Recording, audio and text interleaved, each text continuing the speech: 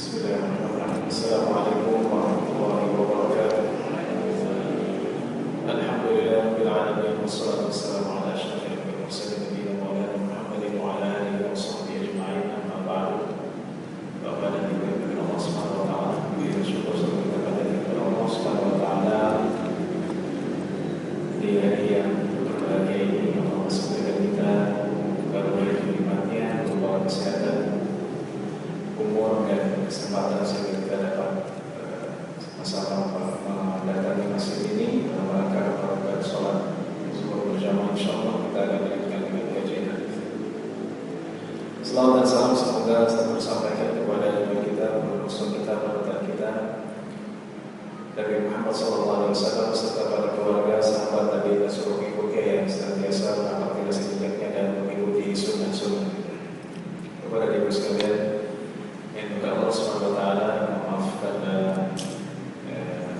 breakdown-nya tidak ada karena ada masalah yang printer.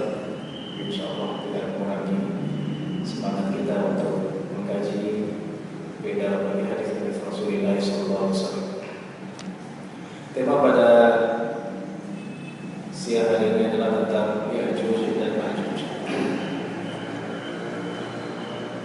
Pada pekan lalu telah dijelaskan tentang Safi Musayyad, itu seseorang yang mempunyai sifat-sifat dan kemiripan dengan Dajjal, di mana Safi Musayyad hidup di Madinah di mana Rasulullah hidup dan memiliki mata yang buta sebelah kanan seperti Dajjal memilikinya, dan Musayyad juga berperilaku dan seperti tukang sihir yang bisa meramal dan melakukan hal-hal yang dilakukan oleh penyihir. Dan juga disampaikan hadis dalam sahih dari Asma dari Hafsah binti Umar, bagaimana ketika itu Abdullah bin Umar bin Khattab radhiyallahu anhu ketika berjalan di jalanan Madinah bertemu dengan Musayyad, kemudian tiba-tiba Musayyad matanya berubah menjadi buta. Musayyad sudah buta, tapi ini menjadi lebih jelas lagi sehingga Allah benar-benar mengatakan, wahai Musayyad, kenapa dengan matamu? Musayyad bilang, aku tidak tahu. Maka Abdullah bin Umar marah, bagaimana kau tidak tahu sedangkan hal itu terjadi padamu? Abdullah bin Umar memukulnya, dan ketika Ibnu Sayyad dipukul, maka Ibnu Sayyad tafakha, ya, badannya menjadi besar, ya, kalau bahasa kita monster, bahkan menutupi jalan di Madinah tersebut. Ketika itu Abdullah bin Umar pulang dan mengadukan kepada kakaknya yaitu Hafsah binti Umar, menceritakannya, dan Hafsah mengatakan, tidakkah Anda tahu bahwa Dajjal apabila marah maka dia menjadi besar. Maka Musayyad adalah rangkaian dari tanda-tanda besar hari kiamat. Jadi ada tanda-tanda kecil hari kiamat yang kejadiannya itu waktunya berselang jauh. Misalnya terjadinya zilzal, yaitu gempa, kemudian banyak pembunuhan, banyak zina dan lain-lainnya. Tapi tanda yang besar, tanda besar hari kiamat ada 10 dalam hadis Muslim, ya.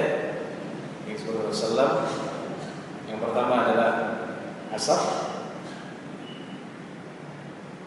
kemudian yang kedua dabbah, binatang yang berbicara, yang ketiga adalah Dajjal, yang keempat adalah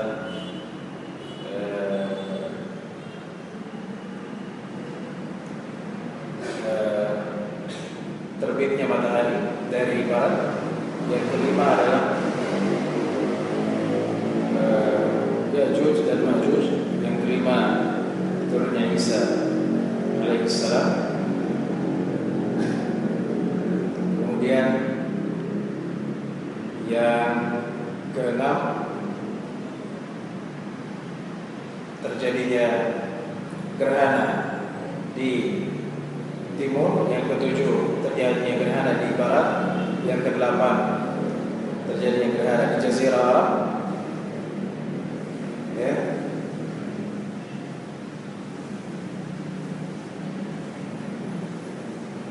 Dan yang terakhir adalah api yang keluar dari Yaman yang mengiring manusia ke mahsyar. Jadi yang pertama yaitu adalah ad-dukhan, asap, kemudian hewan yang berbicara, kemudian yang ketiga Dajjal, yang keempat terbitnya matahari dari barat, yang kelima Ya'juj dan Ma'juj, yang keenam turunnya Isa bin Maryam alaihissalam, yang ketujuh gerhana di timur, yang kedelapan gerhana di barat, yang kesembilan gerhana di Jazirah Arab, dan yang kesepuluh adalah api yang mengiring manusia ke mahsyar. Maka urutannya adalah yang pertama adalah Dajjal, dan kita telah jelaskan bahwasanya Dajjal membuat kerusakan bagaimana memfitnah manusia, dan Dajjal selama 40 hari memfitnah manusia. Kemudian ketika itu diturunkan Isa ibnu Maryam alaihissalam. Jadi kita meyakini bahwa Isa ibnu Maryam tidak mati atau belum mati, karena Isa ibnu Maryam alaihissalam akan mati, akan wafat nanti ketika telah melaksanakan tugasnya sekitar 6 atau 7 tahun di bumi. Jadi Allah SWT mengangkat Isa bin Maryam, kemudian menurunkannya untuk bertemu dengan Dajjal, kemudian akan membunuh Dajjal di menara, ya, di menara putih di timur kota Damaskus. Ketika itu Isa bin Maryam turun, ya, diapit oleh sayap malaikat ketika turun dan bertemulah dengan Dajjal, dan Dajjal dibunuh di timur kota Damaskus. Kemudian ketika Isa bin Maryam membunuh Dajjal, berarti fitnahnya sudah selesai, sudah aman. Dan ketika itu beliau alaihissalam mendatangi masjid, dan waktu itu adalah waktu salat asar, dan majulah seseorang yang bernama Al-Mahdi. Mahdi adalah namanya Muhammad bin Abdullah. Itu adalah akidah Ahlus Sunnah bahwasanya Mahdi bukan Mahdi Muhammad bin Al-Hasan Al-Askari. Kalau orang Syiah meyakini bahwa Mahdi itu adalah Muhammad bin Hasan Al-Askari, yang dimana sekarang masuk, bersembunyi di bawah tanah, ya, di Irak, nanti akan keluar pada suatu hari. Itu tidak benar. Jadi yang dimaksud dengan Al-Mahdi adalah Muhammad bin Abdullah, karena Rasulullah jelaskan bahwa Al-Mahdi adalah namanya seperti namaku dan nama bapaknya seperti nama bapakku. Jadi Muhammad bin Abdullah, bukan dari keturunan Husain radhiyallahu anhu, kata dari keturunan Hasan. Jadi kemudian Al-Mahdi ini menghukumi manusia dengan adil, yahkumu bil adl, dijelaskan hadis sahih dalam Sahihain Bukhari Muslim dan lain-lainnya. Ketika itu Imam Mahdi mengatakan, silahkan, majulah engkau ruhullah, ruh dari Allah. Itu adalah gelar yang diberikan oleh Isa bin Maryam, wa ruhun min, pimpinlah salat. Tapi kata Isa bin Maryam, sholli anta, engkau lah yang salat, dan imam mereka adalah dari mereka, sebagai kemuliaan dari Allah Subhanahu wa taala. Allah memuliakan umat ini. Jadi yang memimpin salat adalah Al-Imam Mahdi, bukan Isa bin Maryam. Isa bin Maryam salat di belakang seseorang dari umat Nabi Muhammad SAW. Beliau Nabi, sedangkan Imam Mahdi bukan Nabi. Ini menunjukkan bahwa Isa bin Maryam akan menjalankan syariat Nabi Muhammad SAW. Dalam hadis Muslim dan lain-lain, ketika Isa bin Maryam telah membunuh Dajjal, maka selama kurang lebih 7 tahun Isa bin Maryam mengukuh dengan hukum Islam, menghancurkan salib dihancurkan, membunuh babi, dan tidak mengambil jizyah dari ahlul kitab. Kalau sekarang ada jizyah, ahlul kitab diambil jizyah, pajaknya. Tapi nanti ketika Isa bin Maryam turun, maka salib itu dihancurkan, kemudian babi dibunuh, dan juga jizyah tidak diambil dari mereka. Imam masuk Islam, pilih Islam, atau diperangi dan kemudian baru urutan selanjutnya adalah Ya'juj dan Ma'juj. Ya'juj dan Ma'juj ini adalah sebenarnya sudah ada pada zaman Dzulqarnain. Ini berkaitan dengan Dzulqarnain dan kisahnya diabadikan dalam surat Al-Kahfi. Wa yas'alunaka 'an Dzulqarnain qul sa'atlu 'alaikum minhu dzikran inna makkanna lahu fil ardi wa atainahu min kulli shay'in sababa. Ini berkaitan, tapi kisah Dzulqarnain itu panjang. Jadi Dzulqarnain, kenapa dinamakan Dzulqarnain? Qarn itu artinya tanduk, katanya Dzulqarnain itu punya 2 tanduk, ya. Ada juga yang mengatakan bahwa Dzulqarnain artinya qarn, itu artinya ujung, ya, qarn. Jadi ujung barat dan ujung timur. Tempat terbitnya matahari dan tempat tenggelamnya matahari. Jadi Dzulqarnain memiliki kerajaan yang ia menguasai timur dan barat, bahkan utara, sebagaimana disebutkan dalam surat Al-Kahfi. Kita tidak akan memperbanyak poin itu. Ya, bagaimana kemudian Dzulqarnain yang pertama kali bertemu dengan kaum yang mereka bermaksiat, melakukan kerusakan, kemudian Allah mengatakan engkau mengazabnya atau memaafkan. Maka Dzulqarnain mengatakan, qala amma man zalama fasawfa nu'adzibuhu, qala amma man zalama fasawfa nu'adzibuhu thumma yuraddu ila rabbih fayu'adzibuhu 'adzaban nukra wa amma man amana wa 'amila shalihan falahu jazaa'ul husna wa sanaqulu lahu min yusra. Ya, ketemu dengan kaum, kata Dzulqarnain, kalau yang maksiat akan kami siksa dan dia akan disiksa oleh Allah Subhanahu wa taala setelah mati. Dan barang siapa yang beriman dan beramal saleh, maka ia akan mendapatkan balasan yang baik dari Allah Subhanahu wa taala. Kemudian Dzulqarnain dari barat kemudian ke timur, dan ke timur menemui kaum yang lam naj'al lahum min duniha sitra, yang tidak memiliki atap, tidak punya rumah. Mufassirun ada juga menafsirkan lam naj'al lahum min duniha sitra, yaitu kaum yang tidak memakai sehelai pun dari baju, ya, atau memakai hanya menutupi atas dan bawah. Ini dalam bahasa zinji. Zinji itu adalah orang yang berkulit hitam, budak-budak dari zinji. Ya, di sini sebutkan mereka adalah kaum ini tidak menemukan, mereka tidak punya rumah dan tidak punya baju. Ya, kalau kita di Papua, gitu ya. Papua itu kan tidak punya baju. Kira-kira seperti sama seperti tadi. Dzulqarnain bilang barang siapa yang beriman maka ia akan dapatkan kebaikan, dan barang siapa yang maksiat dan kufur maka dia akan diperangi. Nah, kemudian Dzulqarnain melakukan perjalanan. Ya, Dzulqarnain ini seorang raja. Ada yang menyebutkan dia adalah Alexander Agung. Alexander Agung yang ada di Romawi.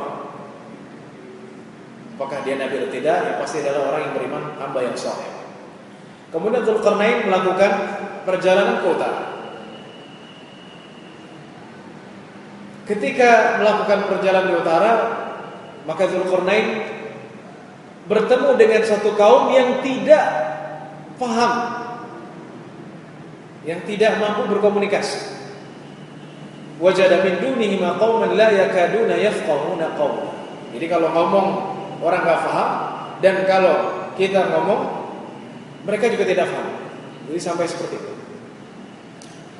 Bagaimana kemudian berkomunikasi dengan Dzulqarnain? Mereka mengambil mengambil seorang penerjemah. Apa yang dikabarkan, apa yang dikeluhkan, apa yang diinfokan kepada Dzulqarnain?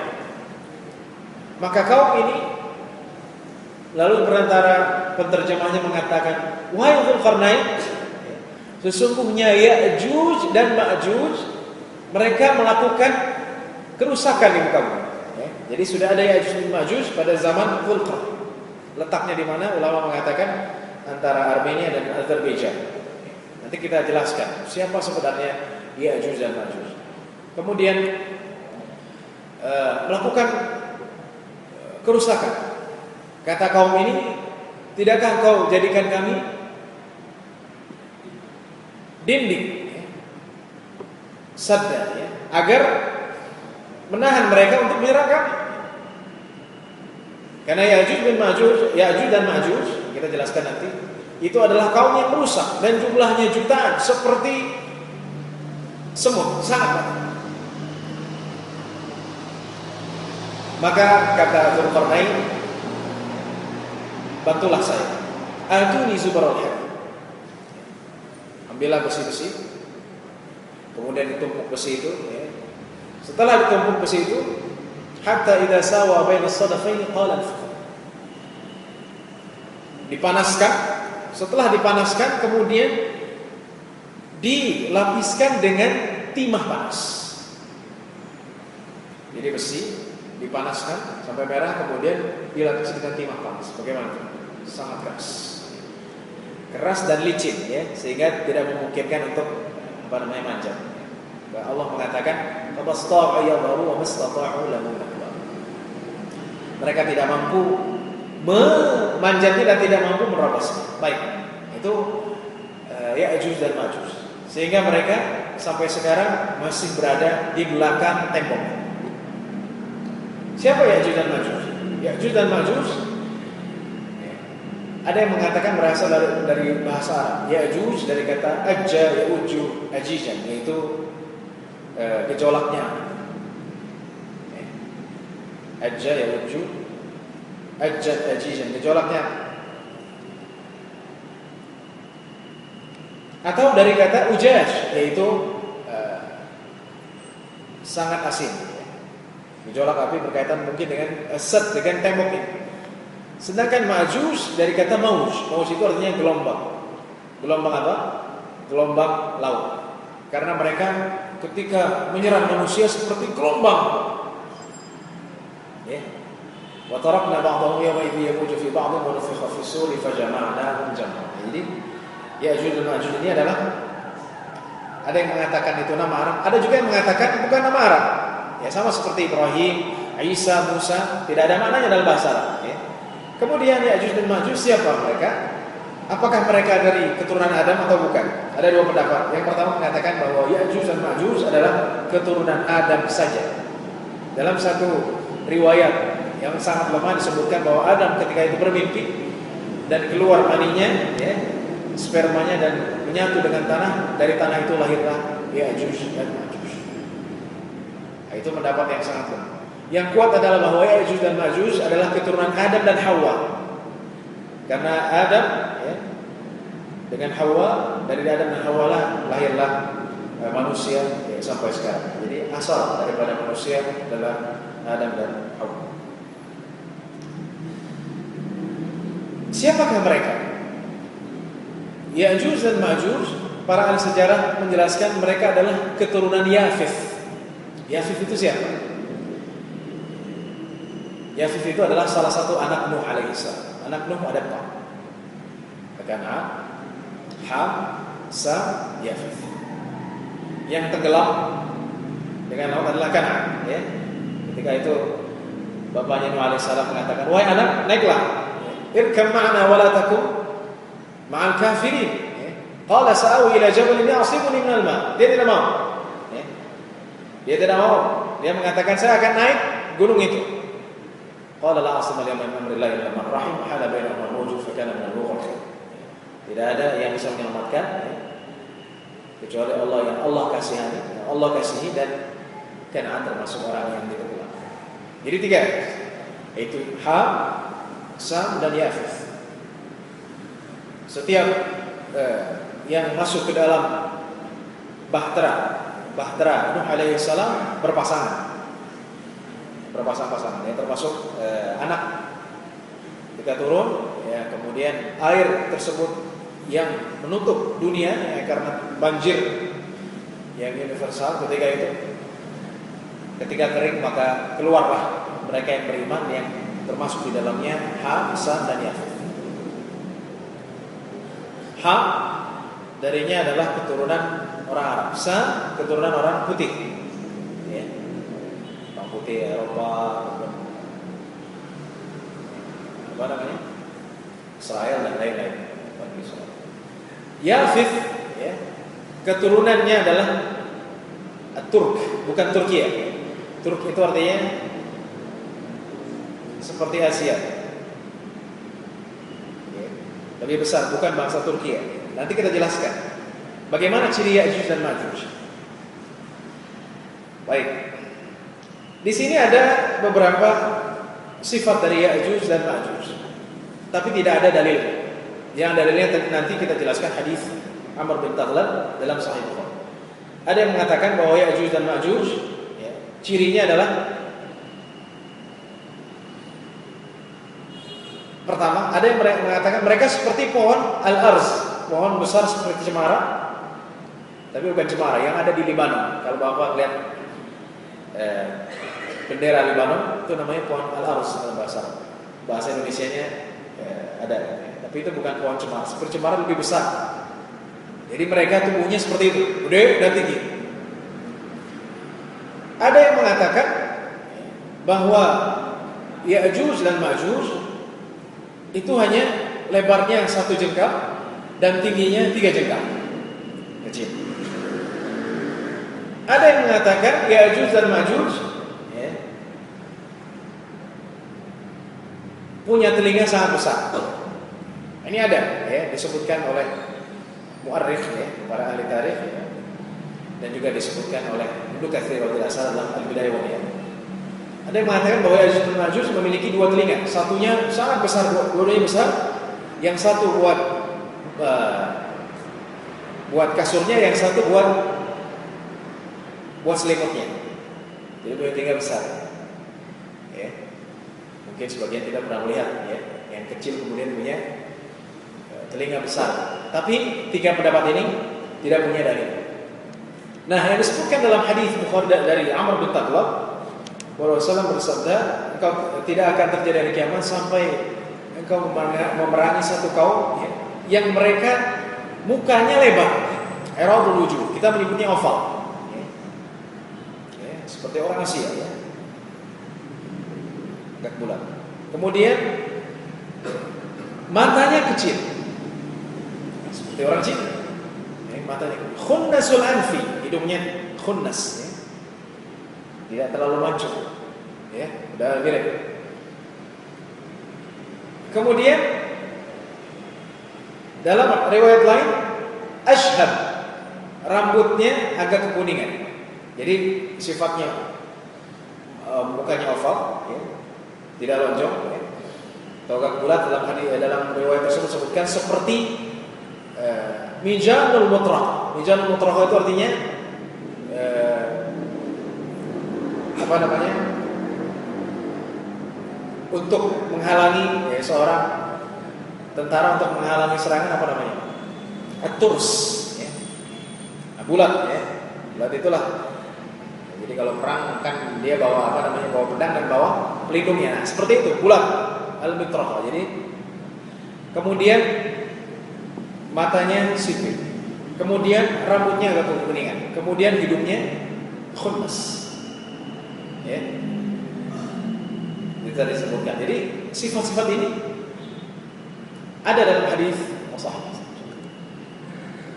Nah, sebagian daripada ilmuwan menafsirkan bahwa Ya'juj dan Ma'juj ini adalah bangsa Mongol. Karena mirip, ya, banyak sipit, ya, banyak bulat kemudian sipit, ya, agak kekuningan rambut. Dan kita tahu bahwa bangsa Mongol pernah melakukan kerusakan di bumi.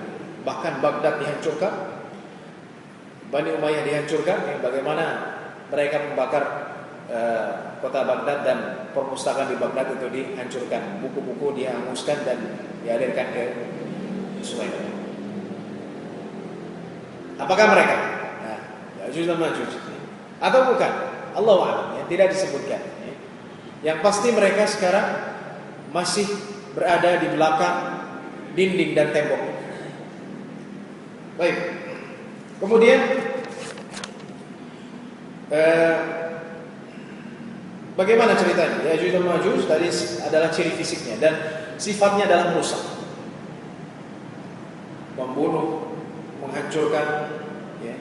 Bahkan para sejarah mengatakan mereka memakan manusia, kanibal, karena betapa ganas.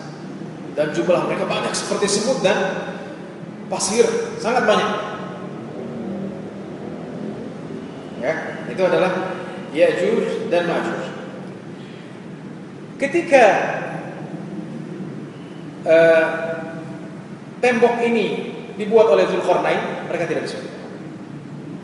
Karena saking kuatnya ini, yang terbuat dari besi dan yang dipanaskan kemudian dilapisi dengan timah panas. Setiap hari Ya'juj dan Ma'juj, ya, pemimpinnya mengatakan,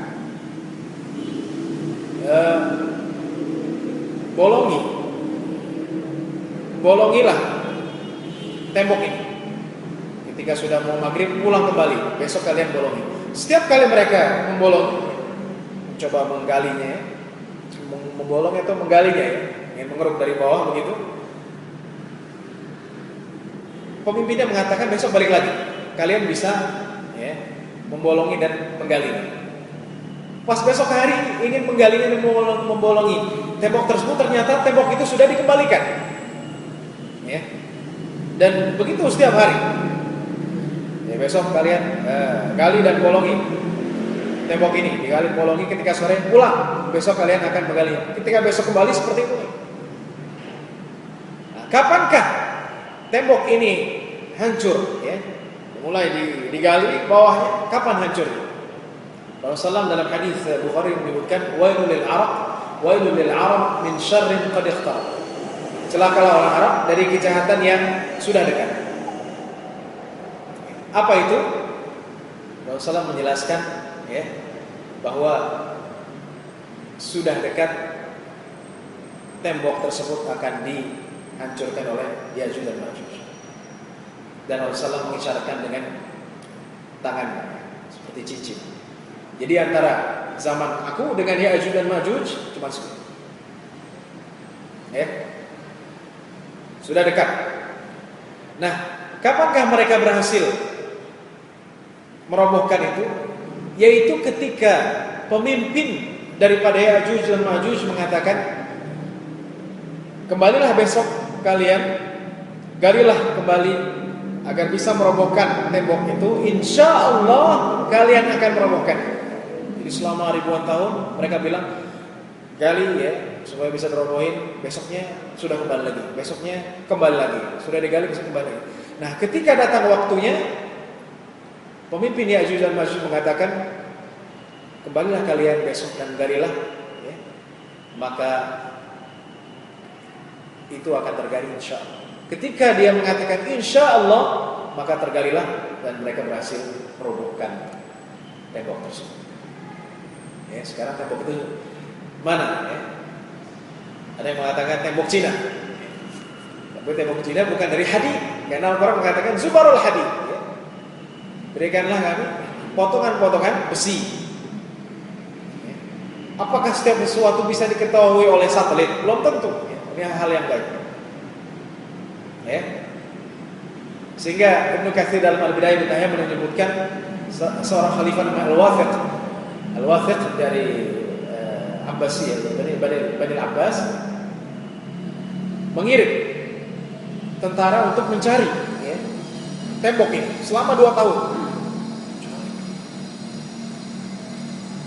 Sehingga mereka mendapatkannya ya di sini, di negeri Armenia, di tengah-tengah Asia Tengah. Ya, dan menemukan ada bekas wadah, ya, yang dimana mereka Ya'juj dan Ma'juj meminum madu dan lain-lain. Tapi Ibnu Katsir tidak menyebutkan sana. Jadi itu hanya cerita bahwa khalifah pernah melakukan itu. Jadi Allahu a'lam, Allah yang mengetahui siapa sebenarnya mereka, ya, Apakah mereka Mongol, dan apakah tembok itu tembok Cina atau bukan? Ya.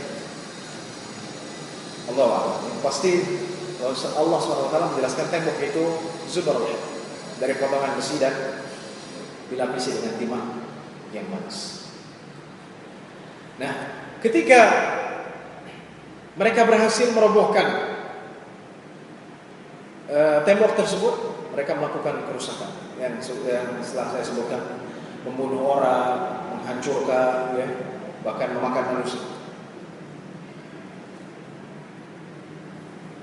Baik. Dan Allah Subhanahu wa taala memerintahkan Isa, ketika itu Isa alaihissalam yang menghukumi dunia dengan syariat Islam ada di bumi. Dan Allah Subhanahu wa taala memerintahkan untuk ke Gunung Tur Sina di Mesir.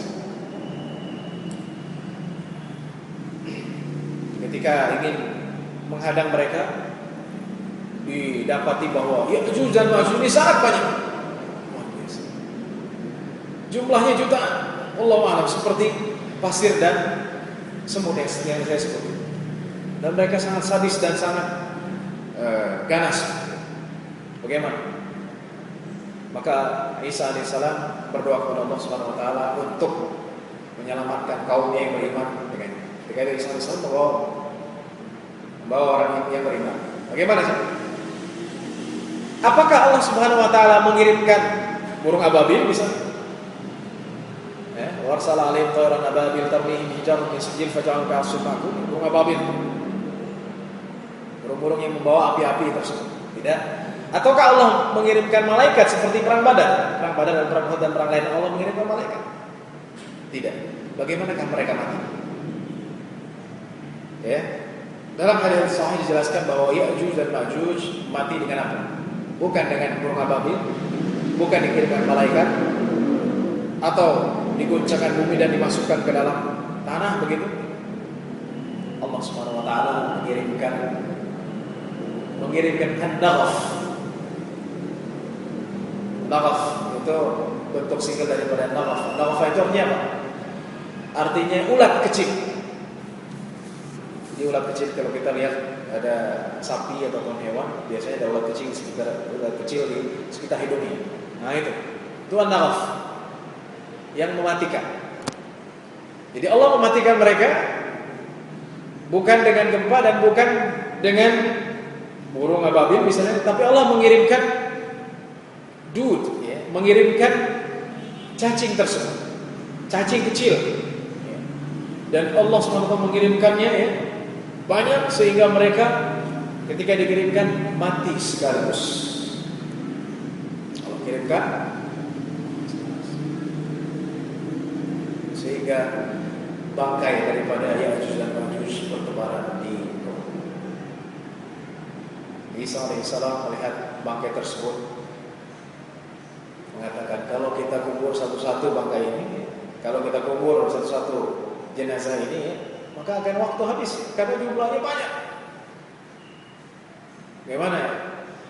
Maka minta kepada Allah Subhanahu wa taala agar diberikan petunjuk. Allah Subhanahu wa taala mengirimkan, ini bukan dongeng, ini hadits sahih, ya, mengirimkan burung yang besar seperti al-bukhti, seperti unta bukhti. Ya, mengirimkan burung-burung besar itu dan diambil bangkai-bangkai ini, jenazah ini, dan dilempar di tempat yang hanya Allah yang mengetahui. Ketika itu turunlah hujan, ya, sehingga dibersihkanlah bumi daripada Ya'juj. Itulah kisah daripada Ya'juj dan Ma'juj dalam hadits sahih. Intinya bahwa Ya'juj dan Ma'juj urutannya akan datang setelah Isa alaihissalam membunuh Dajjal, Masih Dajjal di timur kota Damaskus. Dan Ya'juj dan Ma'juj melakukan banyak kerusakan, namun Allah Subhanahu wa taala menghancurkannya dengan doa Isa alaihissalam.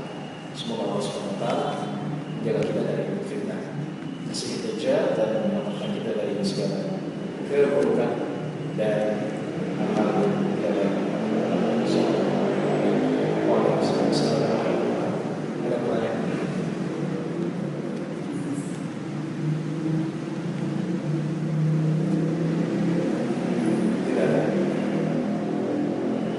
menunjukkan ya